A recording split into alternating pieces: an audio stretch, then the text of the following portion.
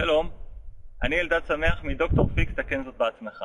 היום אני רוצה להראות לכם איך מחליפים גוף חימום קומפלט בתוך דוד שמש, גוף חימום שמקצר ומקפיץ את הפחת. אז בואו נתחיל לראות מה קורה.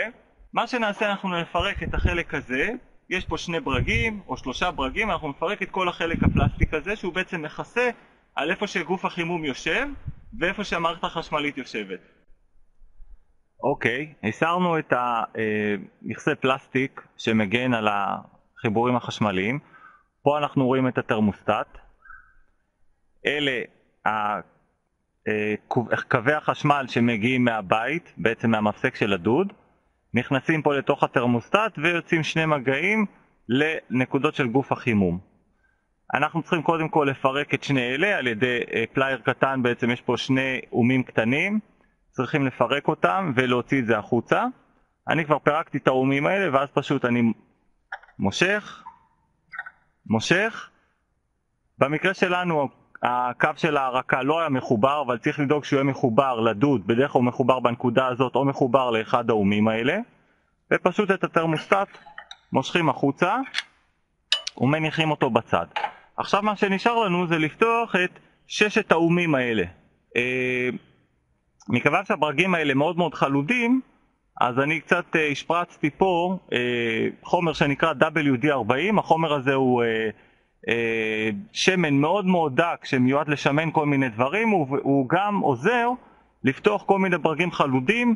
משמנים את זה, נותנים לזה כמה דקות ואחרי זה באים ויהיה הרבה יותר קל לפתוח את זה. אנחנו מתחילים לפתוח את הברגים. פשוט לוקחים, במקרה שלי, מפתח רינג או מה שנקרא מפתח טבעת, או שלוקחים מפתח פתוח שמתאים לברגים האלה, ופשוט מתחילים לאט לאט לפתוח אותם. לא בורג אחד עד הסוף, אלא לאט לאט כל פעם בורג אחר. שימו לב, ברגע שהתחלנו לפתוח, כבר יש נזילה של מים. הלחץ של המים, אוקיי? הלחץ של המים גורם לפלנץ', לעוגן הזה, לזוז טיפה למטה מהמקום, ומהצדדים פה מתחילים לצאת מים, שזה תהליך טבעי והגיוני. מכיוון שאנחנו סגרנו את המים של השיבר הראשי, אז לא ייכנסו מים חדשים. המים היחידים שייצאו זה המים שיש פה בתוך הדוד, שזה משהו כמו 150 ליטר.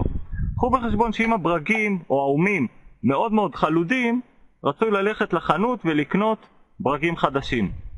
עכשיו אנחנו פותחים כל פעם קצת בורג, כל בורג פותחים קצת, ואז בעצם מה שקורה, נוצר מרווח שווה מכל הכיוונים, והמים יוצאים אז מכל הכיוונים מהצדדים. אנחנו ניתן למים להשתחרר כדי שלא ישפריצו עלינו, ורק אחרי שהם ישתחררו אז אנחנו נפתח את הברגים לגמרי ונוציא את כל העוגן מהמקום שלו כלפי מטה. אוקיי, פירקתי את כל 4 הברגים, נשארתי רק 2, אחד מול השני. ברגע שאני אכניס פה מברג, אוקיי, ואני אשחרר את זה כלפי מטה, כל המים יתחילו לנזול, ובעצם אלה הברגים שאני פירקתי משם. אני דוחף פה מברג, הופ, דוחף גם כאן, ומצד שני. ואם אני רוצה באמת שזה יצא לגמרי, פשוט ברגע שזה יצא, תהיה פה הצפה של מים. הנה אתם רואים, מים מתחילים לצאת החוצה. אנחנו נעשה צעד אמיץ ונפרק את האום הזה גם.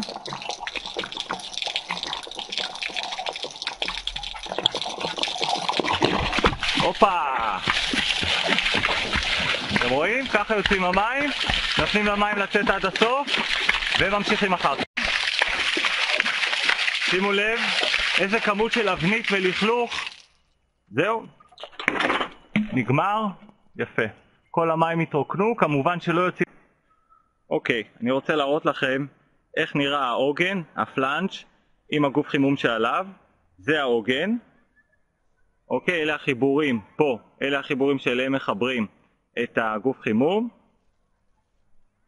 פה לתוך זה אנחנו מכניסים את התרמוסטט. יש לו פה מין שרוול כזה שלתוכו נכנס התרמוסטט, זה הגוף חימום. על כל אלה מתלבש מה שנקרא החמם, זה שרוול פלסטיק שבעצם יושב פה, ואנחנו רק צריכים לדאוג שאלה יישבו במקום, כי דרך הגומייה הזאת בעצם מתקבלת האטימה, ובדרך כלל יש לו עוד מעריך, שזה צינור כזה שבעצם אפשר לחבר אותו לכאן לקצה שלו. הוא בעצם נותן עוד קצת יעילות לקטע של המים החמים, הוא גורם לכך שהמים החמים יתנקזו כמה שיותר למעלה בתוך הדוד. לפני שנרכיב את החמם החדש עם הפלנג' החדש, כדאי לדחוף יד פה פנימה, ממש עד הסוף, לא לפחד, ולהעביר אותה בפנים, לראות את הדופן הפנימית של הדוד. בדרך כלל יש פה ציפוי אמייל, לראות שאנחנו מקבלים משהו יחסית נקי. אוקיי, מעבירים את היד. הלכלוכים שאתם רואים פה על היד שלי זה כרגע בגלל שהיד הייתה קודם כל עם כל מיני ג'יפות, אבל בעיקרון זה נחשב נקי מאוד. אתם גם תרגישו באצבעות שהדופן הפנימית היא חלקה. עכשיו למה זה חשוב? אם הדופן הפנימית כבר לא חלקה ואתם רואים שהיא מפוצצת, אז זה אומר שהדוד עשה את שלו ורצוי מאוד להחליף דוד חדש. אז זו בדיקה שאנחנו נעשה, ואחרי שהבדיקה הזאת עברה, אז אנחנו בעצם יכולים לדחוף את זה פנימה.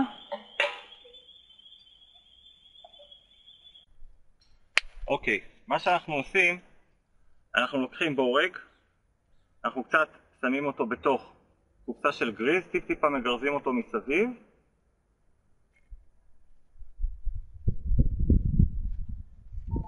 אוקיי, מחברים אותו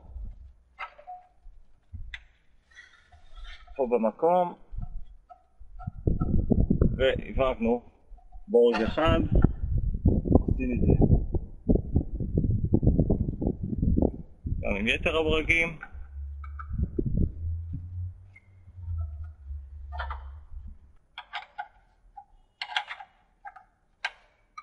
אנחנו מהדקים את כל הברגים באופן אחיד, לא סוגרים בורג אחד עד הסוף, אלא עוברים אחד אחד וסוגרים כל אחד קצת.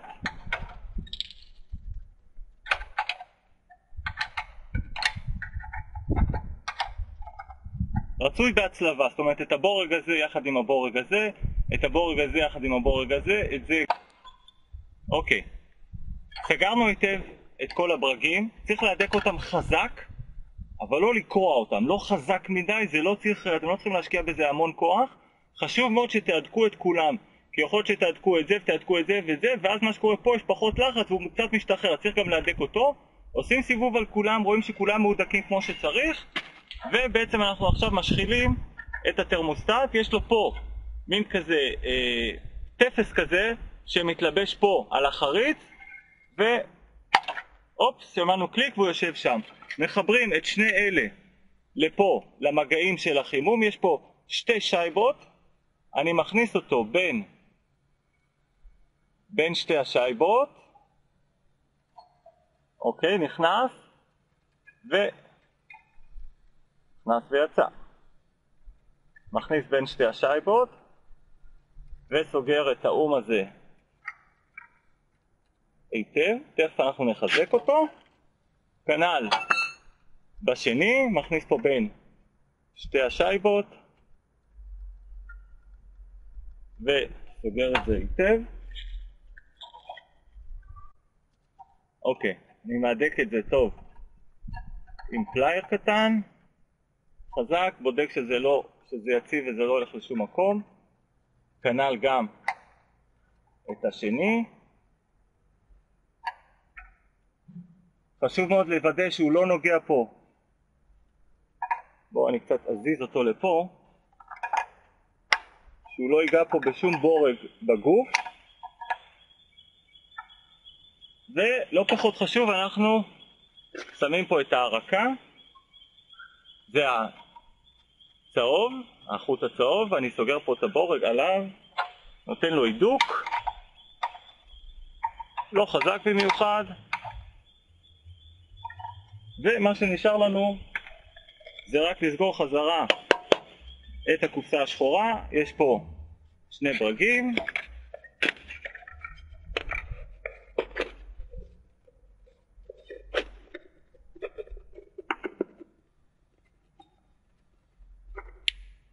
אנחנו נסגור את הקופסה ובעצם בזה סיימנו.